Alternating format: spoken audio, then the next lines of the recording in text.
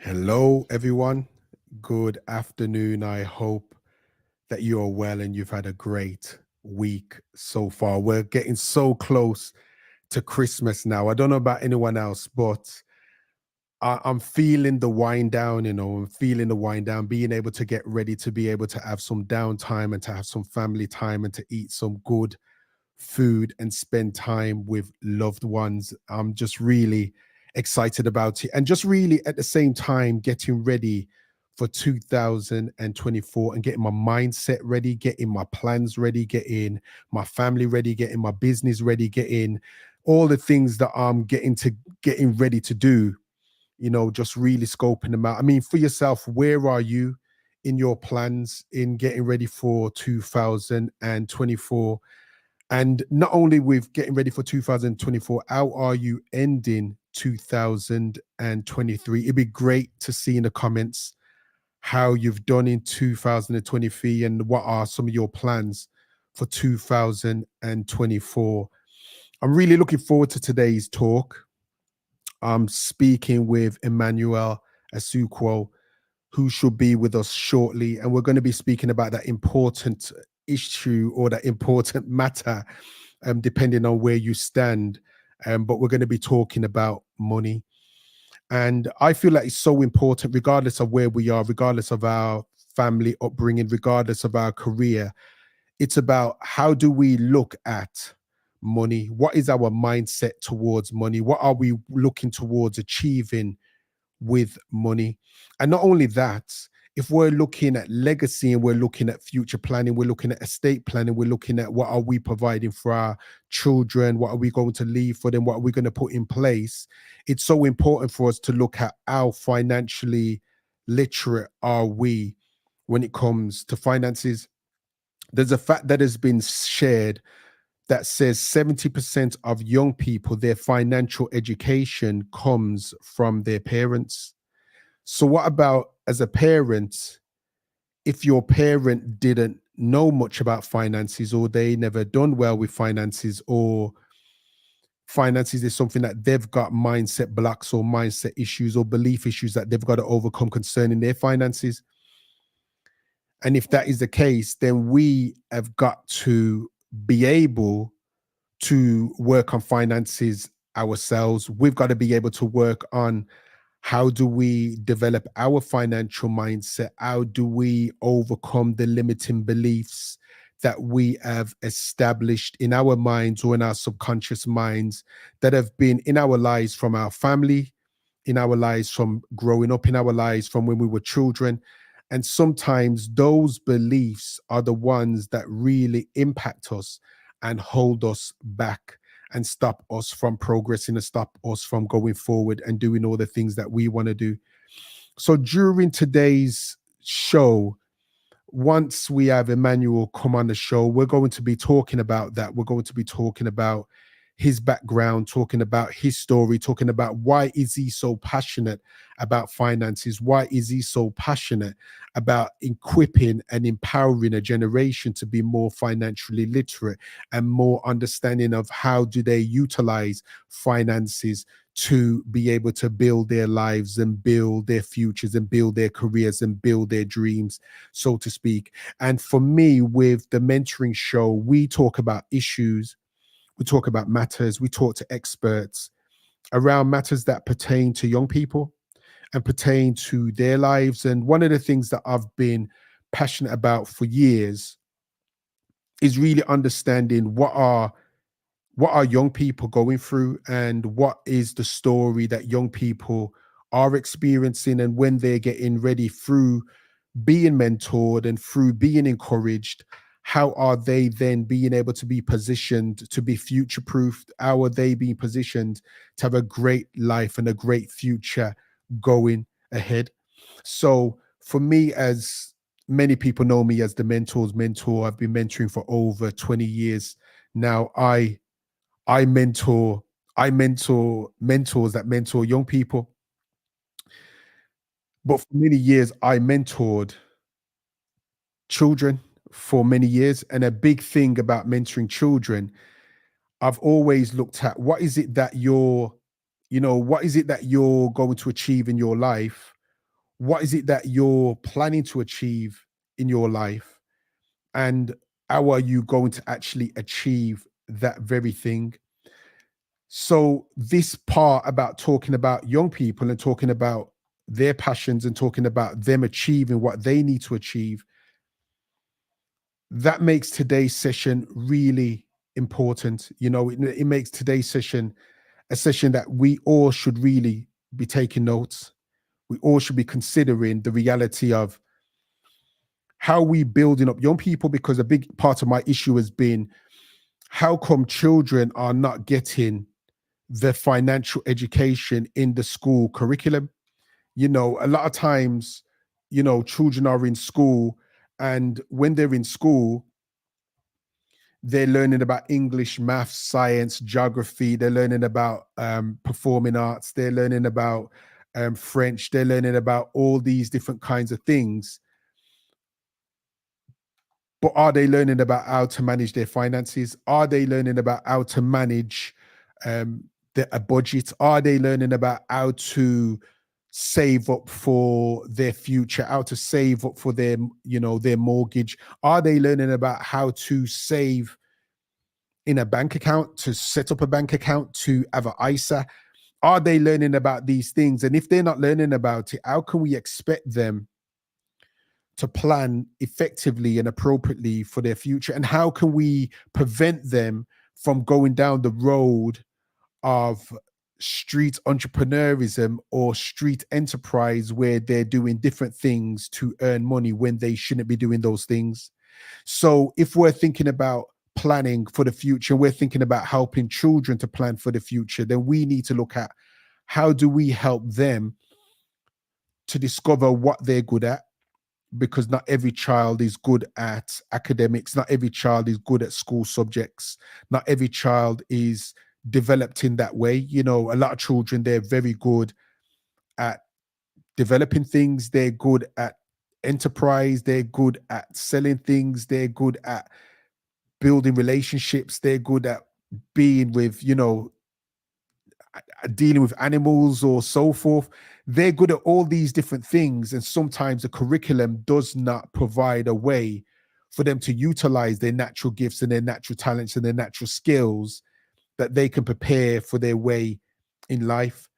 So I look at today, us looking at financial literacy, us looking at how do we support children to develop their mindset with money? How do we support children to develop their way in life? And sometimes it can be as simple as getting them to play Monopoly, taking the time out, getting them to get off their Xbox, to get off their PlayStation, to get off their phone, to get off TikTok, to get off Snapchat, and being able to play Monopoly, being able to talk about these things, being able to understand, even though it's just a game, you're getting £200 when you're passing go. You're getting £200 every time you're going around. And then you're looking to invest in property, and then you're looking to invest in the same colors so you can get, houses and hotels, and they can be on your property. And it might be a simple way, but the reality of it is, if you're not exposed to family members, or you're not exposed to people that deal in property, for you to develop property, for you to acquire property, for you to position yourself for property, you might not be able to do that well. So if we look at, how do we expose children, how do we expose young people to thinking about property and thinking about financial literacy, that is a powerful thing. The other thing that I've been coming up against recently, and I've been thinking about it, and it's something that you think about a lot when you're an adult, when you're thinking about getting a house, when you're thinking about, you know, getting a property of your own, going beyond being someone that's renting. And I know now for a lot of people, renting is quite challenging, at the same time as buying a house is quite challenging. But when you want to be able to move forward and buy a house, to acquire a property, or you want to be able to acquire the opportunity to rent, you're going to have to look at your credit.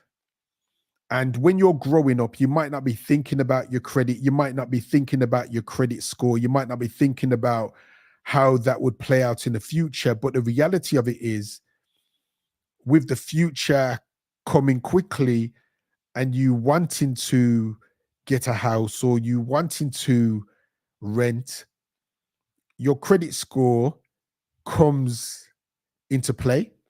And when I was young, I never had much financial education as a child growing up. And there were times where I did, you know, make poor decisions financially, whether it was with, getting a phone contract before I was ready to have a phone contract, or being, having a credit card, and, having that kind of mindset that I can use the credit card and then just pay the minimum, repayments. And then when you go through that kind of behavior, when you go through that kind of mindset and learn to deal with money in that way, a lot of times you don't understand the ramifications of your actions and your decisions and the things that you've done, or the things that you didn't do, or the things that you didn't put in place. And I remember when I was in a position of looking at getting our first home, and then having to speak to a financial advisor, being able to speak to someone that could help me to acquire a home or to get a mortgage or so forth. And the reality of it is, that was when I was understanding about where my credit score was, or how much credit could I acquire. And I think that that's something that's very important, that young people, them looking at their credit score, them looking at being able to be financially literate, them looking at making wise decisions, them, not getting, store cards and just spending money and buying things without realizing that if they don't make the payments, that's going to impact their credit score. Those are the things that we really need to help young people to consider. Those are the things we really need to help to get young people to look at. And I believe financial literacy is a big part of that, and being able to understand, just like we need to be literate with the alphabet, and we need to be able to spell and read and write and so forth. And yes, we need to be, literate numerically.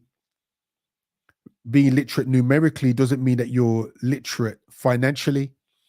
And that's one of the things that I've considered when I think about school, that school a lot of times teaches you how to be an employee, but doesn't necessarily teach you to be an employer. Or it teaches you how to get a job, but it doesn't necessarily teach you how to budget for a home, or how to budget for the future.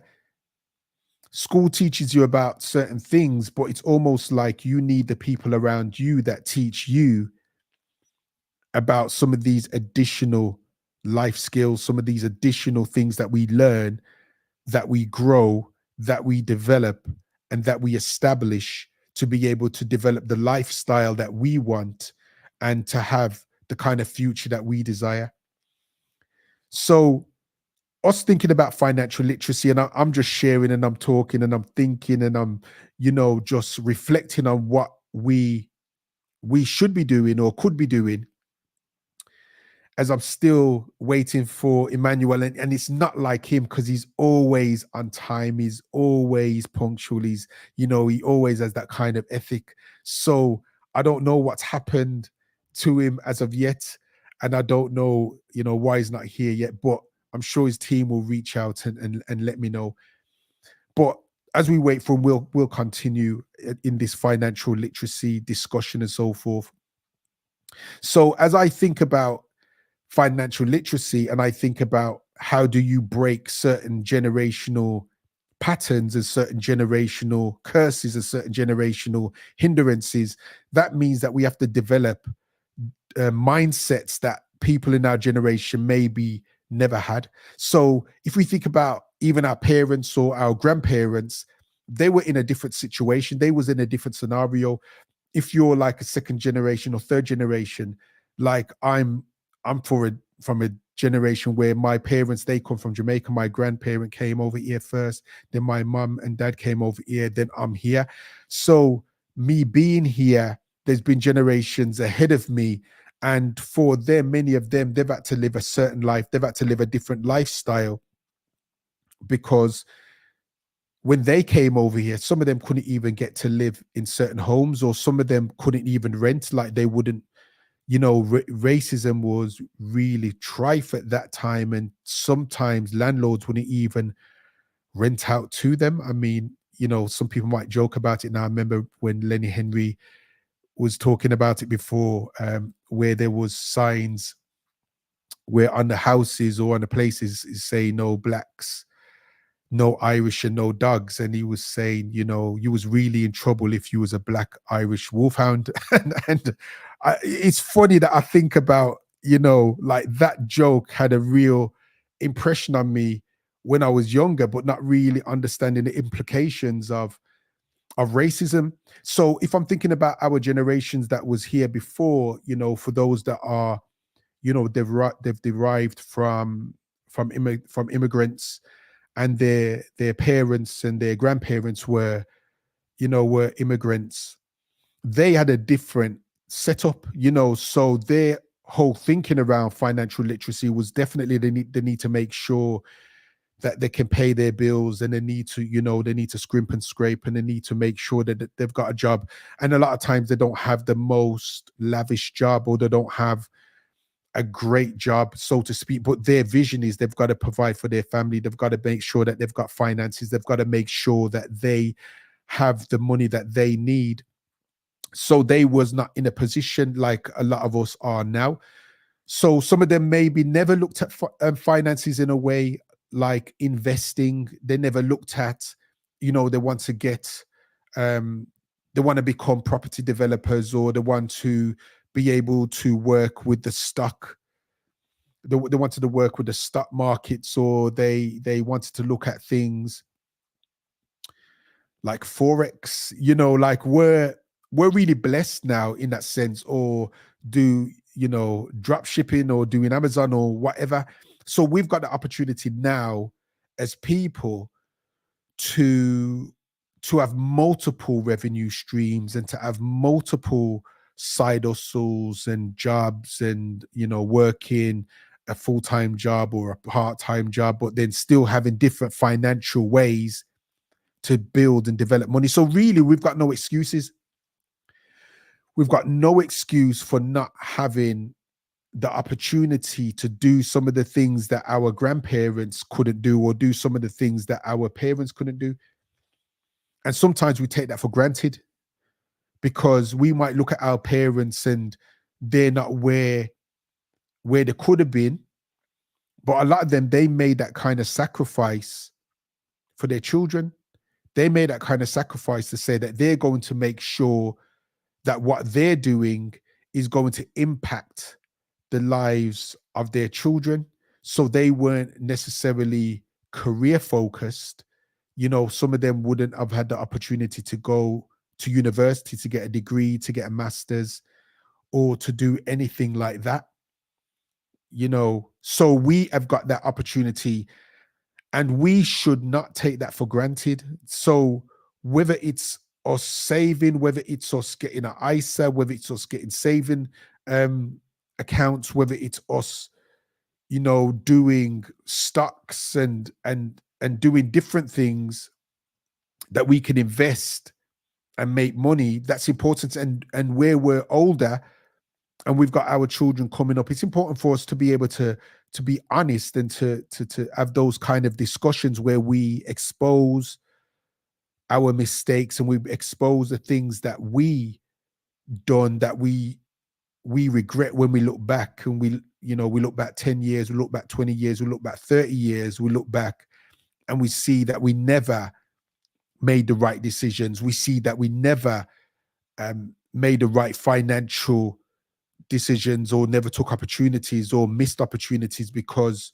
we just had the wrong mindset, that we can now be humble enough and honest enough to be able to talk to our children and to speak to them and to let them know about how they can progress and make different decisions, and even putting things in place for them that we probably never had in place for us. Like, even if you do have credit cards, being able to connect your children to your credit cards so it can build up their credit score, doing things like that. That's something that would be really good. Or getting them to be able to start a side hustle, getting them to do something that is on Amazon, or something that they just get money and they buy things and then they sell those things that they buy, and then they see the money that they've made and they reinvest that money and they put money aside and so forth. And these are some of the ways that we can get them to become more financially literate.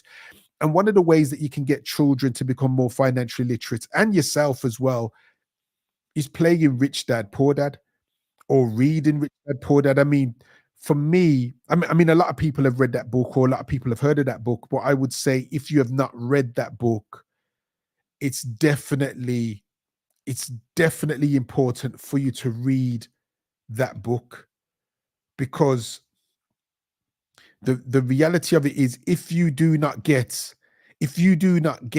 the understanding of what is an asset and what is a liability, and what are some of the things that you could do, and what are some of the things that would help you with your finances, if you don't understand that, you're going to have wrong education. So even like the reality of having a house, a lot of people would say that that is an asset. But the thinking is financial literacy thinking. If you're paying a mortgage, it's a liability. In the future, it's an asset. I mean, it's an asset for you to, access equity within it, or sell it in the future and then make more than what you made from it, or in the future rent it out, or so forth. But in this present time, it's a liability. Whereas if you have a property and it's rented out and someone is paying to be in that property, and someone is, paying you rent, then that's considered to be an asset, because it's putting money into your pocket instead of taking money out of your pocket.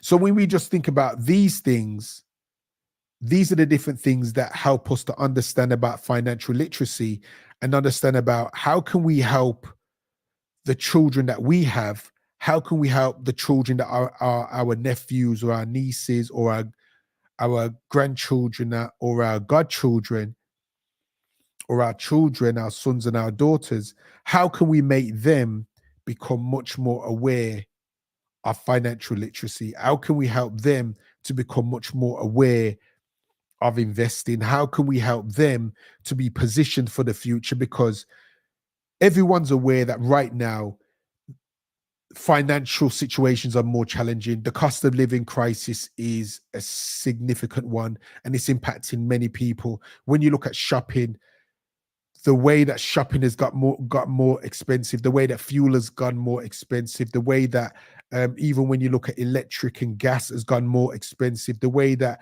even paying for insurance has gone more expensive. It is clear that you have to have ways to make more money, or to have a higher level of income. And if we're thinking about children that are going into the future and things are becoming more expensive, we need to think about how can we get them to start thinking about their jobs, their careers, in a way of, as well as it being something that they're passionate about. Because I endorse, and I'm all about passion. I believe that, having purpose and thinking about what you want to do, and thinking about what you want to become, and going to where you want to go in life, and doing things that make your heart sing, and doing things that make you feel alive. I feel that that's so important. But I know, as well as that, you still have to find a way to make a living. You still have to find a way to earn a living. You still have to find a way to put money into your pocket at the same time as you're feeling liberated and feeling encouraged about the work that you do. So I would say if you're talking to young people now, if you're talking to children now, I would say these are some of the things I would say to them. What do you want to do for a living? Get them to start being really clear, and try to go beyond, when they say, I want to be a YouTuber, and tell them, okay, it's going to be great for you to want to be a YouTuber, but only a really small percentage of people become YouTubers. And what is your concept to be a YouTuber? And are you YouTubing now? Or what are you doing to prepare yourself to YouTube? So really dig beneath it. But then say, if you was a YouTuber, because we don't want to crush anyone's dreams. We want to be able to still encourage anyone's dreams, even if it's, it don't sound realistic or it don't sound rational or whatever it is. The reality of it is your dream is your dream. So we don't want to crush anyone's dream, but we want to say the reality of it is, say that you don't become a YouTuber straight away. Say that you becoming a YouTuber, it takes time for you to become a YouTuber and you don't get to become a YouTuber yet. What are you going to do? What are you going to do if you don't become a YouTuber until you're 25? Then get them to start thinking about how they could start making a living, how they could get a job, how they could do something that helps them to move forward in their lives. Because when you're a child, a lot of times you are protected from the realities of life. You're protected from the harsh challenges that your parents have to face, or that your guardians have to face, or that your carers have to face. You're protected from that. And children, a lot of times, they don't understand that the food in the fridge, it wasn't the food fairy that brought the food there, or they don't understand that when you're having those hot showers, when you're just having showers for 30 minutes, they don't understand that those showers cost money, and it's money that parents have to pay. They don't understand that when you're picking them up in the car, they don't understand about the MOT. They've probably never heard about MOT. They don't understand about car insurance. They don't understand about all of these different kinds of things concerning the expenses of your car, and when it has to go into the garage or when it needs to be serviced. All of these different things are the elements that children don't know. They don't understand about whether you're subscribing to Disney or subscribing to Netflix or subscribing to Amazon, whatever it is. A lot of times they don't understand. They don't understand the ramifications. They don't understand what you have to do to make sure that that is there, that they can see that. They don't understand about shopping, when they're just going through the shopping. They don't understand what it takes to be able to do a weekly shop, a monthly shop. I mean, it's ridiculous when you look at how much it costs to shop nowadays. And the children going forward, they need to understand that the cost of living crisis for many of these children is going to be the cost of living normality. So thinking about all these things and thinking about the financial aspects and thinking about how we can prepare children to make sure that they're ready and that they can thrive and that they could choose aspirations that they could align with their passion and align with good financial return is so important. So I just want to say thank you for coming today. I mean, Emmanuel's not here. I'm not sure why he's not here, and I'm going to find out and I'll speak to him, because I'm sure something has happened, and we know that these things happen in life. But I've just spoke about what I really feel and what is my passion and what is my concern for children and young people, and that is really a concern and a passion and a conviction for Emmanuel. And what I would say, and this is as we're going into Christmas and you're buying your presents, and you might have bought all your presents already, or you might not have as of yet. I would say remember that the reason for Christmas is not just about presents. The reason for Christmas is about Jesus, and that he came, and he came to save people's lives, and a lot of times we get wrapped up in Christmas, and think it's just about presents, and think it's just about food, and think it's just about drinking if you drink, and thinking it's just about doing all those kind of things. And I just want to really encourage you that don't put yourself in debt. Don't put yourself in a position of financial compromise that you're going to be impacted significantly in January because you never thought that January is going to be right here, right now, after Christmas. I would say remember the reason for Christmas. It's about family, it's about love. Whatever your faith is, it's going to be about your faith for you, but it's about Jesus for me as a Christian. And for those that are believers, just remember the reason for the season and remember why Christmas is here, and don't put yourself in financial ruin or financial challenge or financial compromise because you feel that you have to spend money to show your love. Sometimes showing your love is not spending money in a way that you're going to be broke and going to be compromised.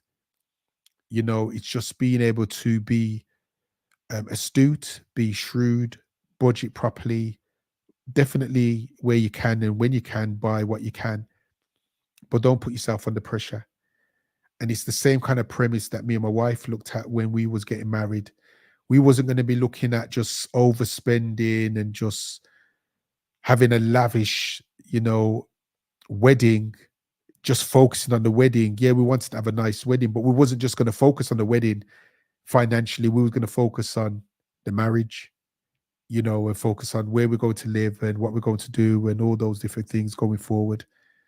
And I think that we need to kind of have that kind of delayed gratification mindset. And I would say, I hope wherever you are, whatever you're doing, whatever you're experiencing, I hope that you have a great Christmas. I hope that your downtime over this season replenishes you and that you are ready for your new year.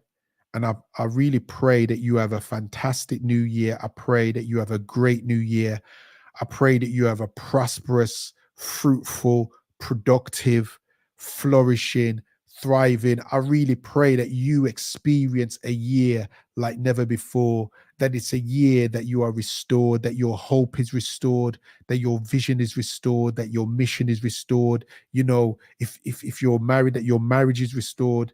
If you're a parent, that your family or your parenting is restored and it's better than before, and that your career goes from strength to strength and you excel and you go to the next level and you become all that you have ever desired to be.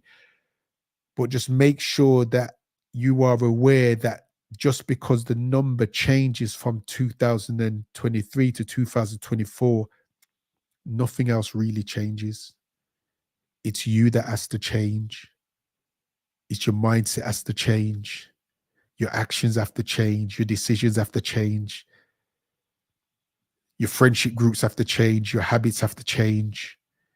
And if you do all those things and you really put focus into becoming all that you can be, and you do focus, you really focus on what you can become, you will have a great new year. Yes, thank you, Veronica. Thank you for your support, and thank you for being a champion, and thank you, for your heart towards young people, and all the work that you do as well. Um, and thank you. And I hope that you have a great new year, and that you do amazing things, over this new year, and that you do things that you've never done before, things that you've never done before. So I just want to say thank you to everyone. I'm really signing out now, and I'm really winding down for the rest of this year. I've had a mixed year. It's been a great year in the sense of it's really helped me to refocus on my priorities. You know, sometimes in life you can just get carried on. you can just get dragged on by the momentum and dragged on by the culture and dragged on by what everyone's doing and dragged on by what you've got to do. And you've got to do this because everyone's doing it. And you've got to be on social media. You've got to do 3 posts a day. You've got to do this. You can be dragged on by all these things, and you're watching people on their social media, and then you're looking and saying, I've got to do that because they're doing it, or because they're doing that, I've got to, we can lose ourselves. We can lose our essence because we kind of forget about who we are. We forget about the greatness in us. We forget about our life mission. We forget about the people that are depending on us. We forget about what we was born to do. And I know that through the years, I've definitely forgotten. There's times just, chasing, just destination focus. You don't enjoy the journey. You don't enjoy the day when you're just looking at the future, when you're just looking at what I want to do. And I would say for this year, may all of us become much more present. May we become present in our moments. May we recognize some of the things that we are experiencing and some of the things that we're probably complaining about is someone's prayer. Someone is praying to God for your life that you have. And sometimes you don't even remember to give thanks. Sometimes you're not even grateful for what you have. You're not even grateful for the things that you have right now. Sometimes you're not grateful for the relationships you have right now. Sometimes you're not grateful for the talents you've got right now. Sometimes you're not grateful for the home that you live in right now. It might not be your dream home. It might not be your forever home. It might not even be your home. You might be renting. But being able to be grateful for the fact that you're renting, being able to be grateful that you've got a job that you can pay your rent, being able to be grateful that you're not someone that is living on the streets, or you're not someone that's in a position that is behind where you are. And for me this year, it's been a year that's been sobering. It's been a year that's been sobering. And I hope wherever you are, I hope that it's been a year that has helped to reconnect you with yourself. I hope that you've been reconnected with you. And I hope that the dream of who you are on the inside, that you've been able to be exposed to it more and more through this year, or situations have happened that have challenged you, that have drawn you to think, I need to make some different choices. I need to make some different decisions. And I hope that in those decisions bring you closer to who you truly are. I hope that this year and this year to come, it's a year that you find your voice. What do I mean when I say find your voice? I hope that it's a year that you discover your authentic self, that you discover the you who you were before the issues that came into your life. I hope that you find the you that is you before you experienced rejection, before you experienced poverty, before you experienced heartbreak, before you experienced disappointment, and that you can become the you that you're meant to be. I really hope that this season brings you to that place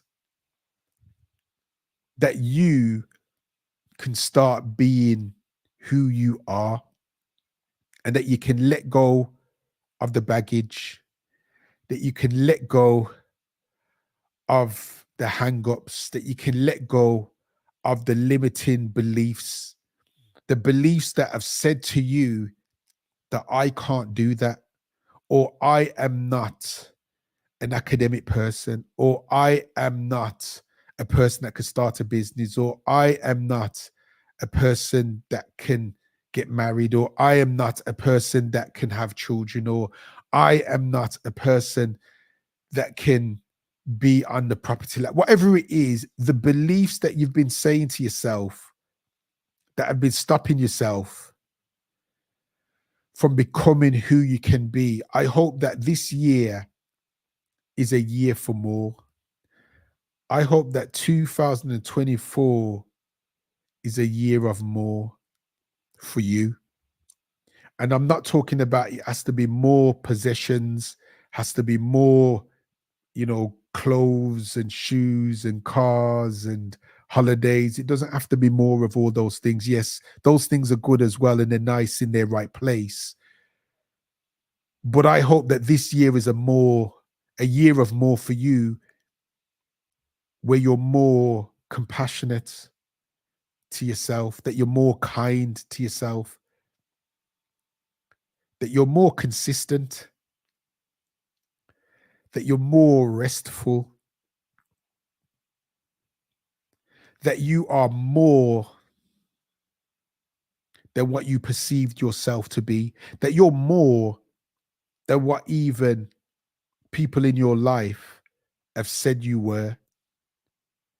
Because so many of us have made the ceiling of our achievements, or the ceiling of our possibilities, or the ceiling of our dreams, the limits that have been put on us by others in our life.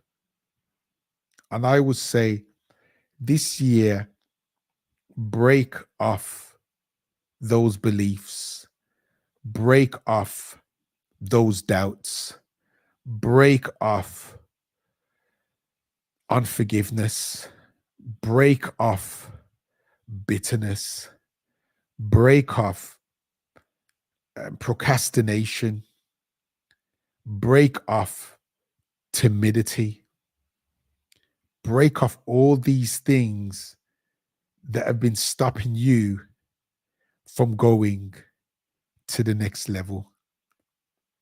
Break it off. And I want to see you shine this year.